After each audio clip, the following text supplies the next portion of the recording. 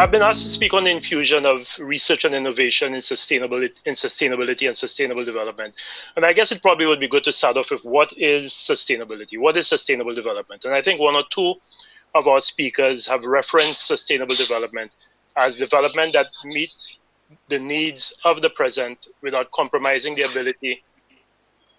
We're seeing you, but not your screen. You're seeing me or not my screen? Okay, why is that? Just give me 1 second.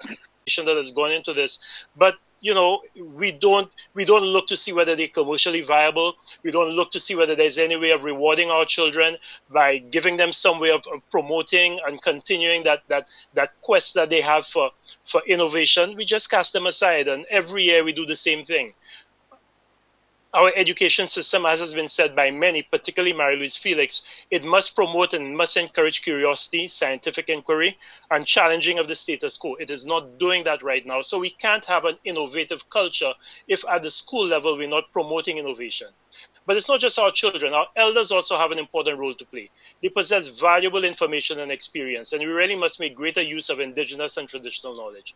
What we dismiss as folklore is actually the accumulation of generations of observation, of cause and effect, data in several different environmental conditions by hundreds of informal researchers specific to our unique local conditions. You can't get more rigorous empirical observation than that, but we dismiss it as, you know, just folklore. But these things are things that our ancestors have looked at, and they've realized that there is a cause and effect. Why aren't we using it?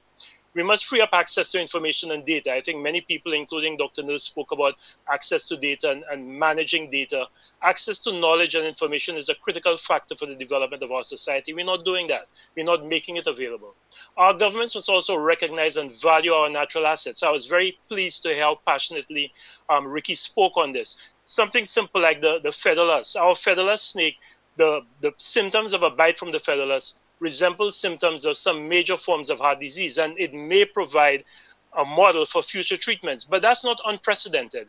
The first ACE inhibitor, which is used to treat hypertension, actually came from the venom from a Brazilian pit viper, which is a Bothrops species, same like our Bothrops caribeus, which is the St. Lucian featherless, but we're not doing any research into this. Deadly toxins to life-saving therapeutics, many have been gotten from vipers like ours. And if you look at the Kentucky Reptile Zoo, you'll see that the venom from our featherless is being sold at $250 per gram. It's actually one of the most expensive products you could buy from the Kentucky Reptile Zoo, but we haven't patented it. We're not, if any drugs like captopril, which is the ACE inhibitor that was gotten from the Brazilian viper, if anything like that comes out, St. Lucia will get no benefit from it whatsoever. These are things that we need to be looking into. You go to Whole Foods or Holland and Barrett in the UK, and what products do you see there? Bitter melon, kokum coulis, turmeric, chichima, ginger, graviola leaf tea from soursop, which is supposed to be a strong anti-carcinogen.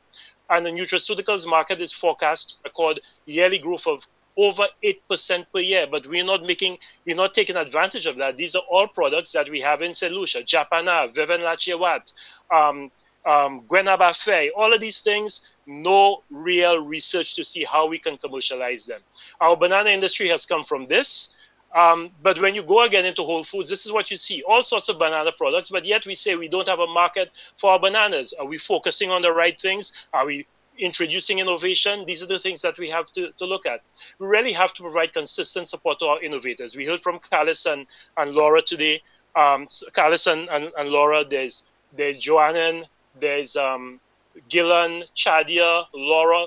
So many have done really good work, but are we saying to our hotels that they must buy Callis's Life Cube and put it in there, because every single one of these hotels have problems with water availability? So are we encouraging the hotels to buy the Life Cube and put it in there so that they can solve their water problems? We're not.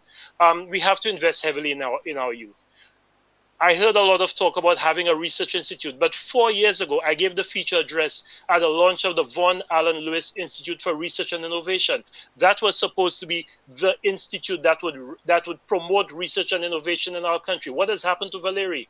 Why isn't Valeri being that place where we collect all of that information, serve as a repository for all of the innovation, as Giles said, from farm to field, from dancehall to dojo, everything that people are doing, and see how we can turn that into commercial opportunity for us to improve on our socioeconomic profile. We're not doing that. We have an institute. Let's use it. Why don't we provide fellowships for promising young and budding innovators to be at Valerie, to focus exclusively on creating, innovating, without having to worry about where the next paycheck comes from? These are some of the things that I think we can do. You know, Walt Disney said it very, very clearly. If you can dream it, you can do it. And I think this era that we're living in is showing very clearly. Research and innovation will help us to get out of the low growth, high debt, high unemployment, low wage trap we're in. Nothing else will do it. There is no model, no economic model that we are pursuing right now that will do it. Could be tourism. Nothing will do it because we've seen whether that's landed us. We have to focus on research and innovation.